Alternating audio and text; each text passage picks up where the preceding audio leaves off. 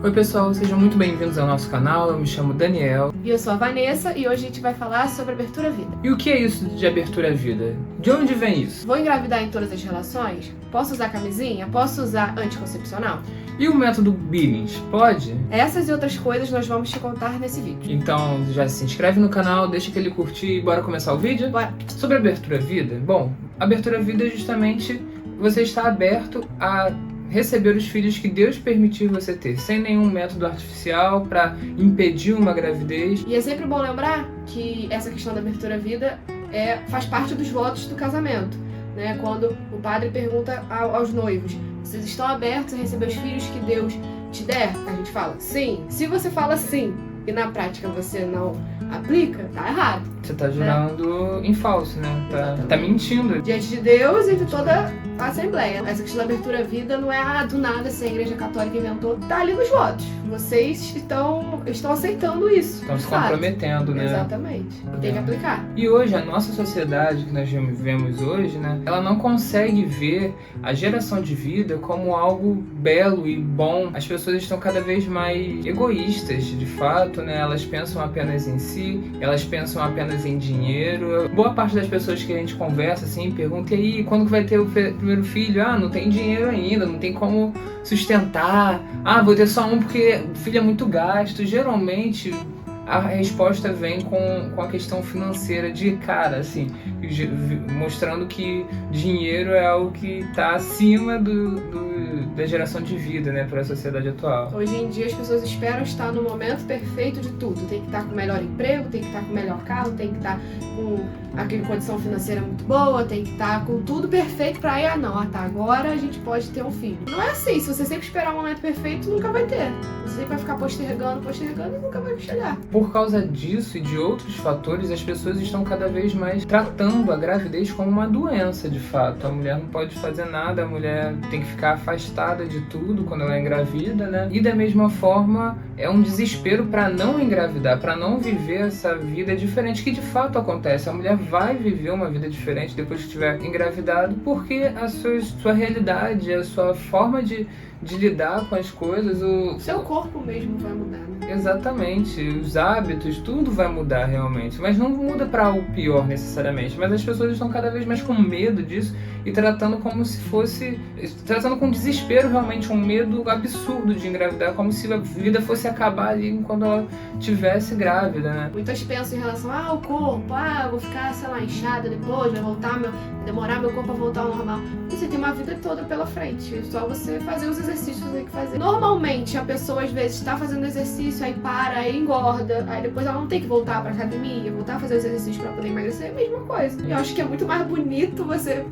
querer voltar às suas atividades e tal, porque você gerou uma vida do que você ficou comendo um monte de besteira, sei lá, e aí perdeu o rumo. E faz parte da natureza humana, né? Faz parte da natureza da mulher engravidar e aí depois de um tempo se recuperar daquela gravidez, voltar com o corpo normal, isso é natural. Já ao contrário, os métodos contraceptivos que são agressivos ao corpo humano, ao corpo da mulher, eles tendem como são artificiais, a agredir o corpo da mulher de forma extremamente artificial.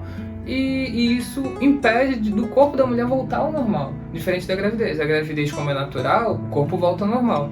Os métodos contraceptivos, as pílulas, os anticoncepcionais, eles agridem de fato o corpo da mulher. E as mulheres estão cada vez mais utilizando esse tipo de método para impedir ao máximo uma possível gravidez. É isso, você tomar remédio para uma coisa que não é doença. Então, na verdade, o remédio só vai te agredir. Se você de fato estivesse com uma doença, o remédio te ajudaria. Mas como não é uma doença, o remédio na verdade fica te agredindo. Pode resolver o problema de não engravidar, mas você pode acarretar vários outros. Como tem casos de mulheres que depois de um tempo que usam, sei lá, anticoncepcional, sei lá quantos anos, querem engravidar e não conseguem. Por quê? Porque já alterou completamente os hormônios, alterou completamente o corpo dela já. Então assim, depois querer mudar de uma hora para outra é difícil. E além dos métodos que são mais agressivos, as pílulas, o DIU, enfim, que são agressivos ao corpo da mulher, esses métodos, assim como a camisinha também, eles geram um desregramento do ato sexual em si, da forma como os parceiros se relacionam, certo? Porque como não tem um risco de engravidar, como não tem um objetivo a mais dentro daquela relação, basicamente pode ser feito de qualquer forma, o momento que quiser, e isso se torna desregrado. As pessoas começam a viver relações fora do casamento, né? Antes do casamento, antes de namorar, antes de ter qualquer tipo de vínculo com as outras pessoas, apenas para prazer pessoal e momentâneo e imediato. E isso acaba criando várias sequelas durante toda a vida. Dentro do relacionamento e individualmente. No começo a gente falou sobre o egoísmo. E é puramente isso. É você querer colocar sua vontade, seu desejo, e a outra pessoa também, vocês terem a relação e depois ficar por isso mesmo. Né? É puramente você querer satisfazer uma necessidade sua e no fundo você só quer realmente aquilo. Você não quer ter uma responsabilidade afetiva com o outro e uma responsabilidade, um amadurecimento no relacionamento mesmo. Tanto que é isso, às vezes pessoas que nem têm um relacionamento nenhum, né, não namoram nada, tipo, sei lá, se viram uma vez, já tem a relação. E aí você vê que realmente não se tem controle, não se tem um caminho direto assim pra seguir, você só faz o que você quer. E isso em lugar nenhum é bom. Existem leis, né, métodos, direcionamento pra tudo, inclusive pra isso. E aí a igreja, ela é muito clara sobre o que ela pensa sobre isso tudo. Nós temos o livro Humanae Vitae, né, que foi um documento escrito por São Paulo VI, lá em 1960 e pouco. Vou deixar aqui na descrição o link para vocês, se vocês quiserem comprar, bem baratinho Fininho, a leitura é super rápida, super tranquila. E muito bom, porque o Papa, na época, né, o São Paulo VI, ele explica exatamente todos esses detalhes relacionados à abertura da vida, ele condena os métodos contraceptivos, que são artificiais, ele deixa bem claro como que o casal católico deve se portar em relação às relações sexuais dentro do casamento. Isso foi um alvoroço muito grande à época, porque na época que ele publicou esse documento, eles estavam quase chegando ali na revolução sexual, que a gente aprende nas aulas de história, a revolução hippie, então tava todo aquele apelo à sexualidade, tinha até aquele lema lá nos Estados Unidos, sexo, drogas e rock and roll, né? Aquela galera que estava realmente vivendo uma liberdade absurda, confundida com libertinagem sexual. E o documento vem para justamente travar aquilo e gerou um alvoroço muito grande, como vocês podem imaginar. Mas o Papa, ele é bem claro, bem conciso e deixa bem claro coisas interessantes. Por exemplo, a regulação da gravidez, ela já acontece de forma natural. A mulher tem ciclos mensais, né, que ela pode ou não engravidar. Então não é assim também, não é como se as pessoas fossem engravidar direto o tempo inteiro. Tem os períodos em que a mulher pode ou não engravidar também, né? O próprio corpo da mulher, próprios ciclos, eles já regulam a questão da gravidez. A natureza da mulher já é de geração de filhos, de posteridade. Essa parte dos ciclos, do período fértil, justamente a mulher tendo o corpo dela naturalmente direcionado a gerar uma vida. Se ela não gera uma vida, ela vai sangrar. O óvulo desce, então surge o sangue. Então, assim, é natural do corpo da mulher.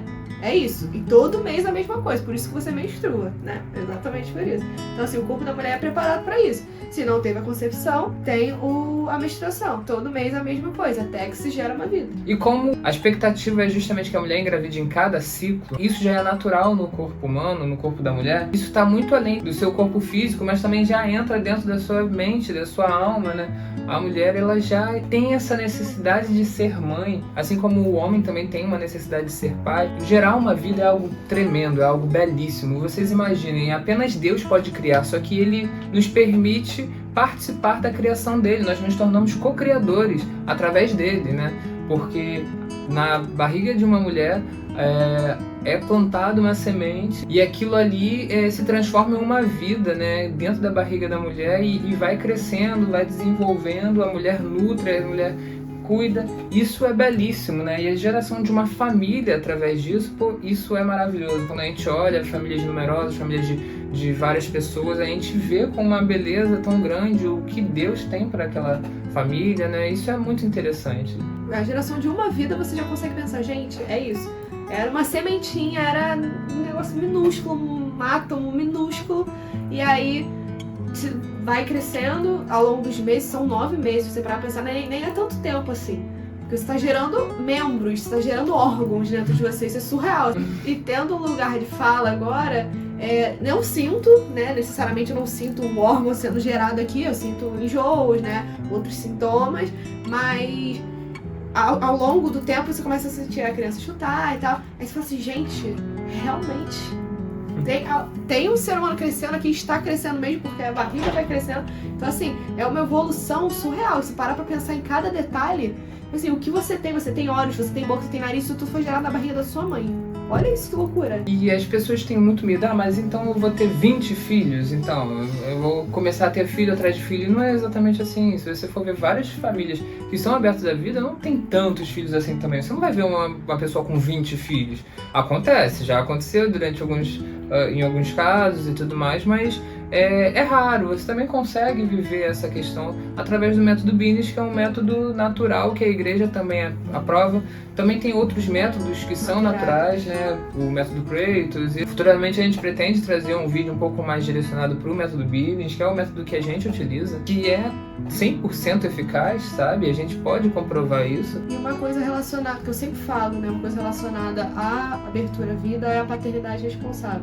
Isso é uma das coisas que a gente aprendeu também, participando de cursos que a igreja forneceu, enfim. A paternidade responsável é você ter noção até onde você pode ir, até onde vai ser saudável para sua saúde, para a saúde dos seus filhos. Não adianta você ter 20 filhos e você não conseguir bancar, não conseguir criar eles da forma que devem ser criados. Não precisa ser na melhor escola, não precisa ser com o melhor material, não precisa. Tem que ser o necessário. Só que você às vezes não vai conseguir criar 20 filhos. Você, sei lá, recebendo um salário mínimo, a esposa às vezes não trabalhando porque tá cuidando dos filhos. E aí? Não tem como você ter 20 filhos. Então a paternidade responsável tem a ver com isso também. Você ser aberto à vida, mas você ter noção para onde você pode ir também. Porque não adianta você botar um monte de filho no mundo e você não conseguir criar da educação que eles merecem, né? Então Deus também deixa isso muito claro. A igreja deixa isso muito claro. Especialmente na questão de cuidado, de atenção também, né? Se você tem uma rotina que não tem condições de você ter muitos filhos, realmente não faz sentido você ter, porque você não vai ter tempo para eles, né? Você não consegue se dedicar. Se você tem uma doença que te faz não poder ter esse tempo, cara, realmente é algo a se pensar, realmente. E a igreja não condena você por isso. Na verdade, a igreja te orienta, ela vai te ajudar a entender todas essas nuances da sua vida, mas é importante você ter esse olhar dos dois lados. Deus vai te ajudar financeiramente, não fique desesperado por questões financeiras, mas também olhar todos os âmbitos, né, o quanto você pode viver isso, né, para depois não virar algo desesperador. O padre até falou com a gente uma vez, né, sobre essa questão da paternidade responsável, que tem gente que ele atendia, né, que tinha o primeiro filho, tinha o segundo filho, terceiro, quarto, quinto, aí quando chegava no quinto via que o negócio apertou e ia para métodos que a igreja não aprova. Do desespero, né? Por causa do desespero. Então é ter também essa consciência. A gente quer ter uma família numerosa, mas a gente sabe dos momentos que a gente vai poder dar os próximos passos, confiando em Deus, esperando nele, conversando com ele. No momento que ele nos inspirar, a gente vai dando os próximos passos, né? Mas não nada desesperador, fazer por fazer, sabe? É entender cada momento da sua vida, né? E uma outra coisa que eu gostaria de falar aqui, a gente está falando sobre abertura à vida para pessoas que engravidam e tudo mais, mas também existem as pessoas que não conseguem engravidar. E isso é algo muito importante que a igreja acolhe também. E vocês são chamados a serem pais e mães também de outras pessoas que não nasceram do seu ventre, né? Através do apadrinhamento, através mesmo da adoção.